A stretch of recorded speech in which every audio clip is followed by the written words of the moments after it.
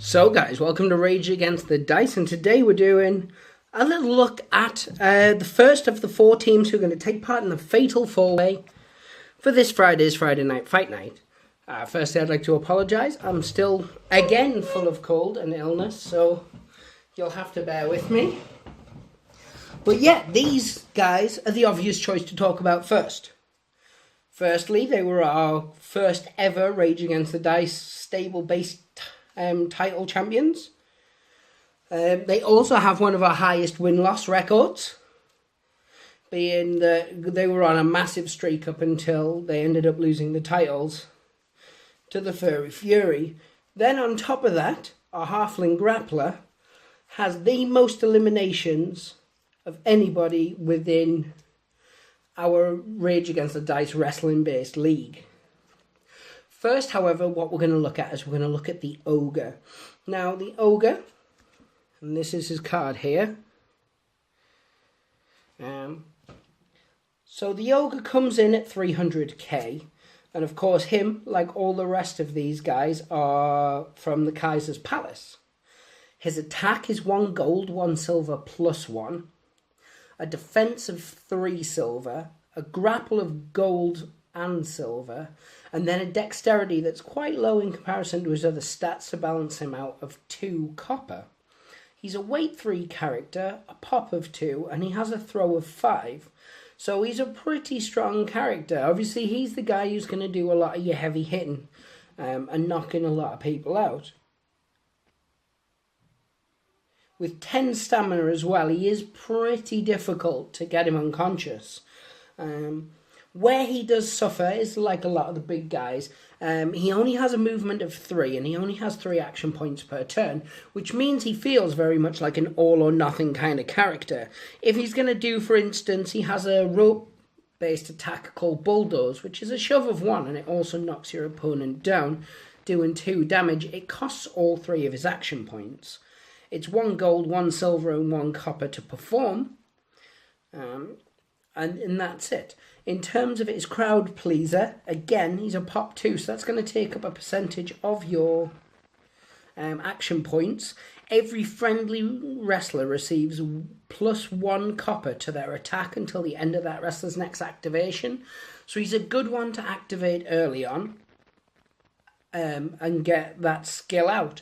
Meaning that for 1 whole turn and then the whole of the next turn, all of your team members get the +1 copper to their attack, turning a very mediocre sort of turn into a quite violent turn. Then we look at his grapple. Now, as I said, his grapple's 1 gold +1 silver, so he is quite capable of getting grapple moves off. Costs him 2 action points, and it's the choke slam. Now, you'll notice with his moves, again, it knocks them down.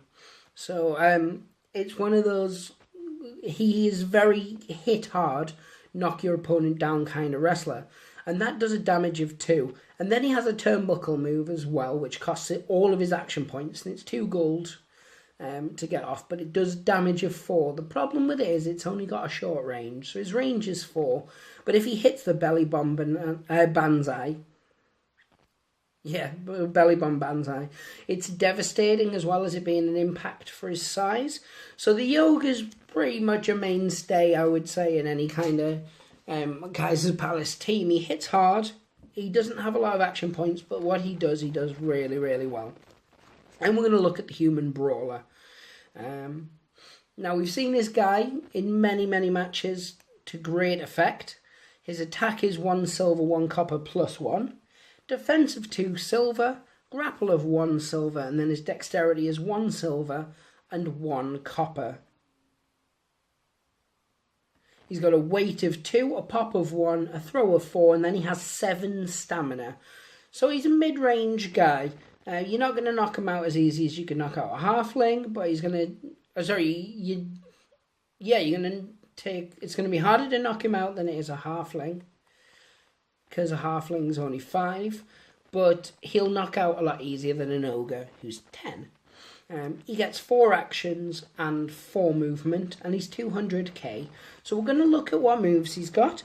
As I said, he's a brawler, so he's all about hitting your opponent, knocking them out, ready for other guys to throw them out.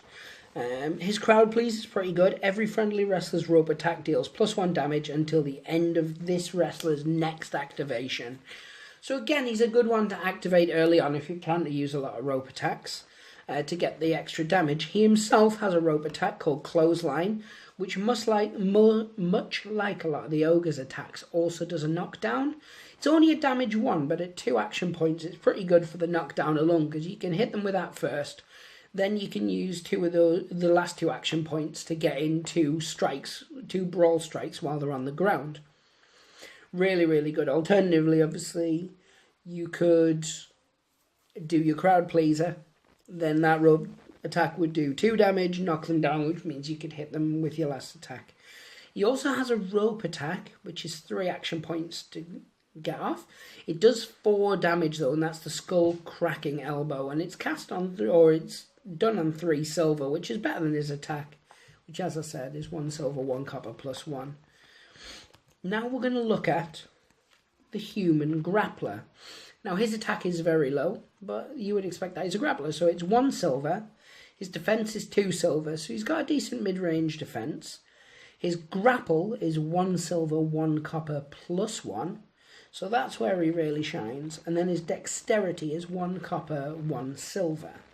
He's a 200k, 4 actions, 4 movement points, weight of 2, pop of 1, throw of 7, and then much like the human brawler, he also has 7 stamina.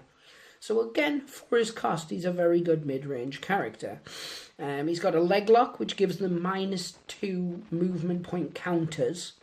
It costs 2 action points, and it does 1 damage as well. So it's really good to get off on, say, a slow character, because if you can get up against, say, I don't know, the troll, do that to the troll, give him the -2 movement counters, and then use your last movements to move away, it means the troll's going to struggle to get to anyone. And then he has a top rope move, which is where most of his damage will come from. It costs 3 of your 4 action points, though, so if you can time it right, you can get up on the turnbuckle and do this all in 1 turn. It's called the 450 Splash. It's devastating, much like the the belly bomb banzai. It's performed on 3 silver. It's got damage of 3, as I said, and a range of 5. Then his crowd pleaser means that this wrestler gains 1 action point counter. Now, the one thing I have noticed with him is there's no rope attack, which again is the same with the halfling grappler. So the rope bonus that you get from the human brawler doesn't affect him per se, same as it doesn't affect the halfling grappler. But anyway, we're going to move on to the halfling brawler next. He's 150k, he's got 5 stamina, so he's one of the smaller characters. Attack 1 copper +1, defense of 1 silver, grapple 1 copper, and dexterity of 2 silver. 5 stamina, as I said, weight of 1, pop of 1, and a throw of 2. So he's got 5 action points and 4 movement points, and then we're going to look straight in at what this guy can do. So this guy, his crowd pleaser, gives you +1 action point counter and +1 movement point counter. So that's going to be good for like his next turn, because it's going to put his action points up to 6 and then his movement up to 5. But where this guy shines is in his rope attack, which is a flying headbutt. It's a rocket as well, so it can go 8 across the ring. So it's really good to hit from one side, take a couple of steps and hit from the other. Depending on where the people you're attacking is positioned. Does 2 damage and it's on 2 silver, so it's better than his basic attack. And then, of course, he has a turnbuckle move. Again, it costs 3, so he can get up and he can do it in the same turn. And it does a shove too, and it's called the half fling, which is a cool name, I know.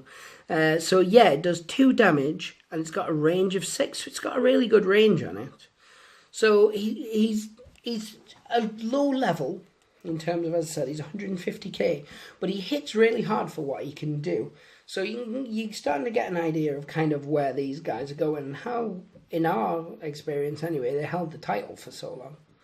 Last one we're going to look at is he's our MVP of Rage Against the Dice Wrestling, and that's the Halfling Grappler. His stats don't suggest it, but when I read out his crowd pleaser and such, you'll see why. So he's 150k, again a Kaiser Palace.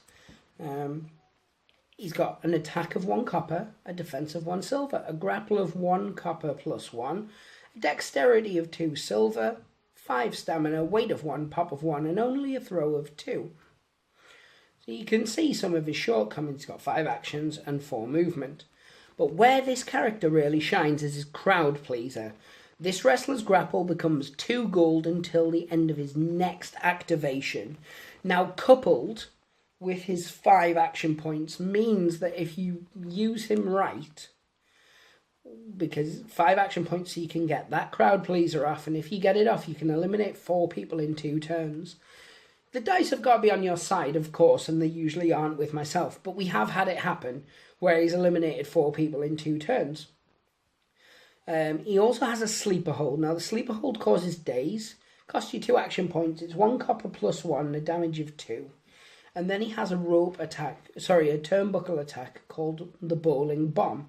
3 action points, it's done on 2 silver, it's 3 damage, and a range of 6.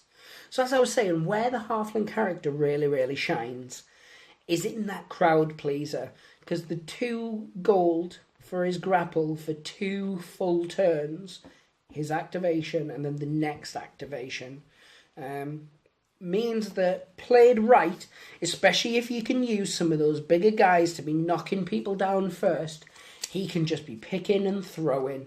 What I found I do quite a lot is I find that I use the ogre to throw people closer to the ropes, so that the halfling can then, in his turn, if he's got his crowd pleaser off, pick them up and throw them out.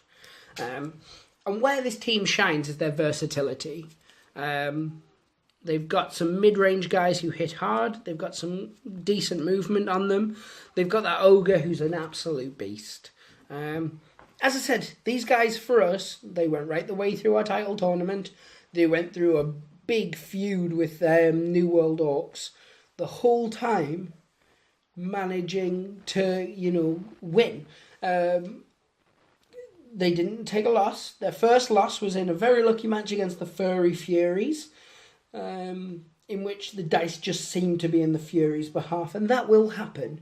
Since then, we've seen what happened, which was that the Runic Thunders managed to use their contractually obligated title shot, and they took the belts off the Furry Furies.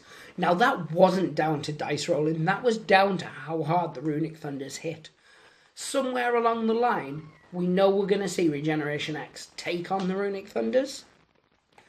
Hopefully, the dice are going to be in Regeneration X's favour, but going into this Fatal 4-Way, these guys have to be one of, if not the favourites to win this. Anyway, the next one we're going to look at on the next episode is we're going to look at the Furry Furies as the former champions. So, as always, guys, pray the dice gods hope they smile upon you and take care.